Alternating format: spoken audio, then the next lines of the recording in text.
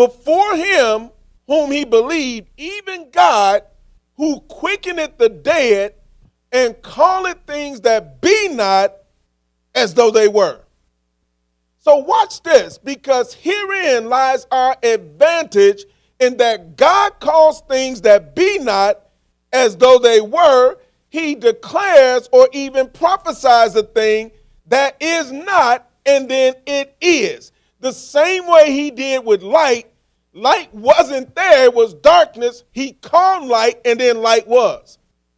It gives us the advantage because the fulfillment of all things that God has determined for our lives, it comes down to us calling things that be not as though they were.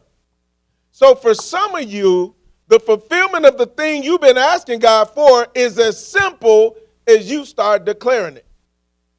You start declaring it. Why? Because he's shown us a pattern that he calls the things that be not as though they were. And so we've got to call the things that are not yet seen in our lives as if they already are. It's a part of our prophetic advantage. And so God will give you a vision. He will give you a dream. He will give you something that he's ordained for your life. And your job is to call it. Your job is to call it.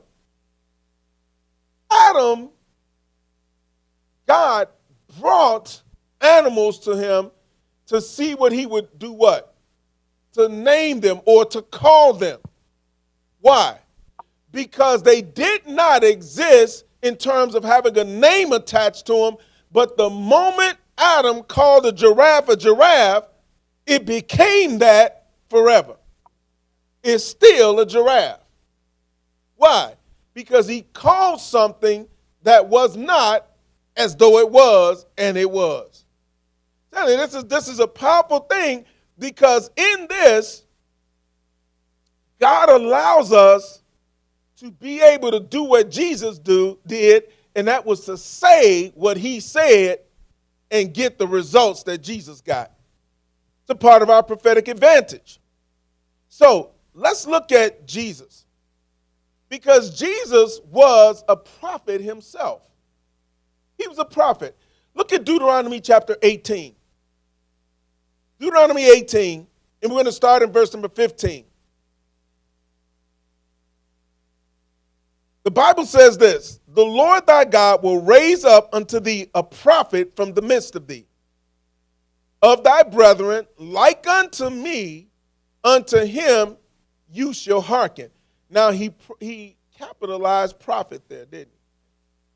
So typically that lets us know that there's deity attached to it, right? So this prophet is a deity, right? Then he says, according to all that thou desires of the Lord thy God in Horeb in the day of the assembly, saying, let me not hear again the voice of the Lord my God, neither let me see this great fire anymore, that I die not. And the Lord said unto me, they have well spoken that which they have spoken.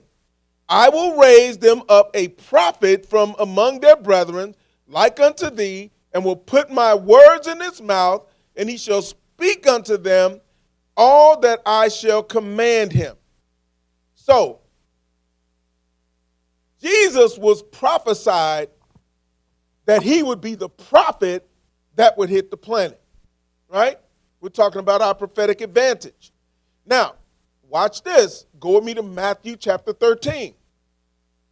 Jesus was prophesied he would be this prophet. In fact, he was the Word made flesh, according to John 1 and 14. But here in Matthew 13 and 57, and they were offended in him. But Jesus said unto them, a prophet is not without honor, save in his own country and in his own house. So he's acknowledging that he himself is a prophet. Now we got to know this, because Jesus fulfilled all of the fivefold mandates that we see concerning the church. He was an evangelist, he was an apostle, he was a teacher, and so forth. But he was also and he was a shepherd or pastor, but he was a prophet.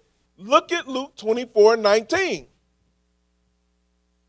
Just want you to see these things so that we know that Jesus, we know he was the Son of God. We know he was rabbi, but he was a prophet sent by God. Luke 24:19. And he said unto them, what things? And they said unto him, concerning who? Jesus of Nazareth, which was a prophet, mighty in deed and word before God and all the people. So Jesus was a prophet.